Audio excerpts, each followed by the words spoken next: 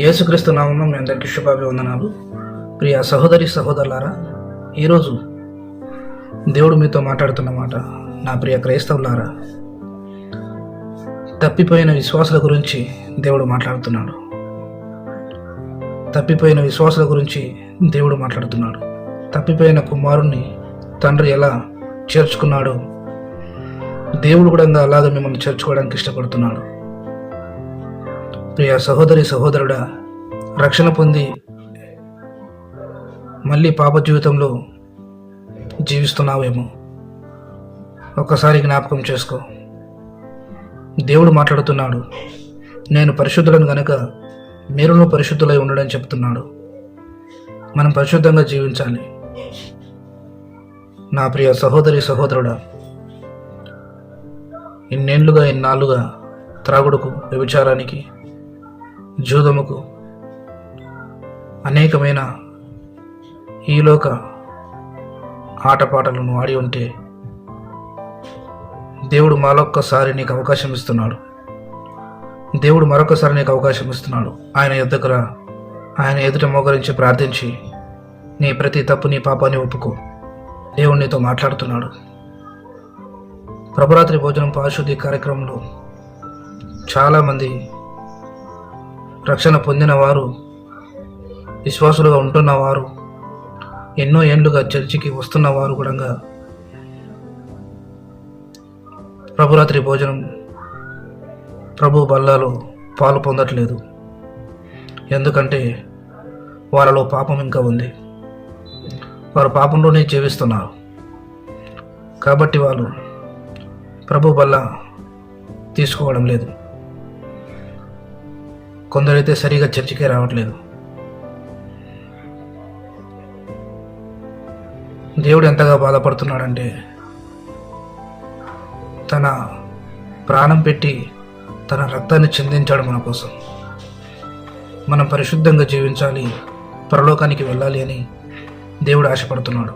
నువ్వు దేవుని కాదని ఇష్టం వచ్చినట్లు నీ సుఖానుభవాలను నువ్వు అనుభవిస్తున్నావు. నీకు ఇష్టం వచ్చినట్లు సుఖము అనుభవిస్తున్నావు. వెర్రివాడా, ఈ రాత్రి నీ ప్రాణం అడుగుచున్నారని దేవుడు మాట్లాడుతున్నాడు. ధనముంది, ఐశ్వర్యము, ఆస్తిపాస్తులు సమృద్ధిగా ఉండి సుఖిస్తున్నావా? దేవుని విడిచి, దేవుని మరచి నువ్వెంత సంపాదించినా, ఎంత సుఖపడ్డా ఈ లోక సంబంధమైన సుఖభోగాలు, దేవునికి ఇష్టం లేని పాప సంబంధమైనవి నువ్వు చేస్తున్నావు. ఈ లోక సంబంధంగా ఇష్టానుసారంగా తిరిగి ఈ లోక సంబంధమైన అనేకమైన పాపాలు చేసి దేవునికి దూరం అయిపోతున్న ప్రతి ఒక్కరు జ్ఞాపకం చేసుకోండి. దేవుని మార్గంలో లేకుంటే, దేవుని పరిశుద్ధత మనలో లేకుంటే నరకానికి పాత్రలం అవుతాం. ప్రియ సహోదరి సహోదరుడా, దేవుడు పరిశుద్ధమైన రక్తం మన కొరకు చిందించి తన ప్రాణం ఇచ్చాడు. మనం పరిశుద్ధంగా జీవించి మనం ఆయన రాజ్యంలో చేరాలి. రక్షణ పొందిన మనమందరం విశ్వాసులు అనబడిన వారం దేవుని మార్గంలో నడవాలి. ఆయన రక్త మాంసంలో పాలు పొందాలి. ఆయన మార్గంలో నడవండి. మీ ప్రతి పాపాన్ని దేవుడు క్షమిస్తాడు.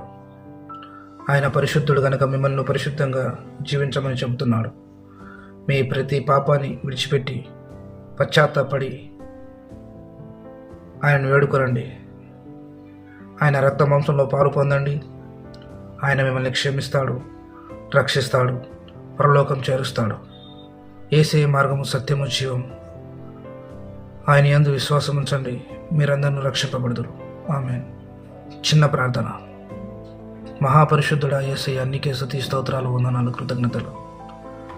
మా ప్రియ సహోదరి సహోదరులను క్షమించండి దేవా. నీకు దూరమైపోయి ఉన్నారో ఏమో ప్రభువా.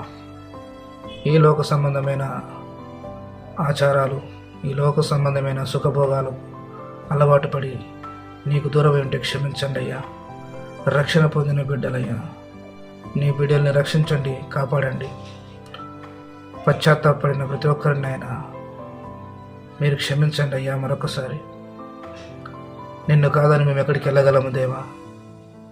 తండ్రి కనికరించండి. నీ బంగారు పాదాలకు కోట్ల కొలది ముద్దులు దేవా. మా ఆత్మలు, మా ప్రాణములు, మా శరీరములు నీ వశం చేస్తున్నాం తండ్రి. మమ్మల్ని నడిపించండి, సరిదిద్దండి, నీ క్రమశిక్షణలో నడిపించమని. నాయన, రక్త మాంసంలో పాలు పొందుటకు నీ బిడ్డల్ని కనికరించండి, నడిపించండి, నీ సన్నిధానానికి సహాయం చేయమని యేసు అతి పరిశుద్ధ నామమున ప్రార్థిస్తున్న ప్రభువా. ఆమేన్, ఆమేన్, ఆమేన్.